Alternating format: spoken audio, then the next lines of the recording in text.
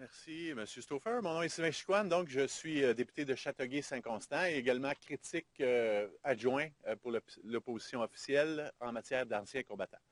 Donc nous sommes ici aujourd'hui pour dénoncer le fait que le ministre Fantino semble parler des deux côtés de la bouche. Plus tôt cette année, il a admis en comité, il a admis également à plusieurs reprises qu'il existe une obligation morale de s'occuper adéquatement de nos anciens combattants, une obligation légale, fiduciaire et judiciaire de s'occuper de nos anciens combattants. Et c'est donc tout le fondement de la nouvelle charte des anciens combattants de respecter ce contrat social. Or, hier et également la semaine dernière, le premier ministre a refusé en Chambre de dire à nouveau qu'il existe ce contrat social et le ministre Fantino, hier, a également refusé de mentionner que ce contrat social existe.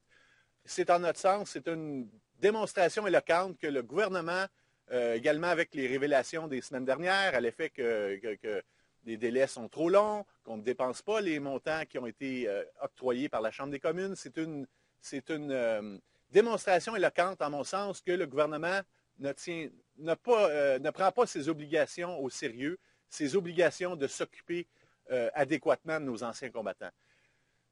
Tel que je le mentionne, donc aujourd'hui, nous demandons clairement au gouvernement, au premier ministre ainsi qu'au ministre Fantino de cesser ces jeux, de cesser de nier l'existence de ce contrat social. C'est important de nos anciens combattants, c'est important pour la population canadienne que le gouvernement cesse de nier l'existence de cette obligation morale, et judiciaire et fiduciaire de s'occuper adéquatement de nos anciens combattants. Donc, le ministre doit cesser ces petits jeux, doit absolument reconnaître l'existence de ce contrat social et doit le dire clairement à nos anciens combattants. Et s'ils reconnaissent de façon claire et précise cette obligation morale, il devra également amender très rapidement la nouvelle charte des anciens combattants pour donner le soutien adéquat à nos anciens combattants parce qu'il manque de ressources, et nos anciens combattants ne sont pas adéquatement compensés pour le sacrifice qu'ils ont fait à la nation.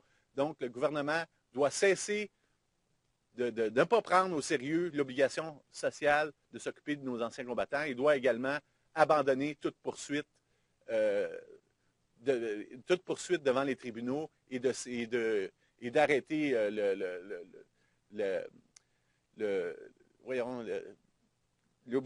cette cause d'équitas devant les tribunaux. Il doit arrêter de jouer ces petits jeux et de dire à la population canadienne que le gouvernement, dorénavant, s'occupera adéquatement de nos anciens combattants.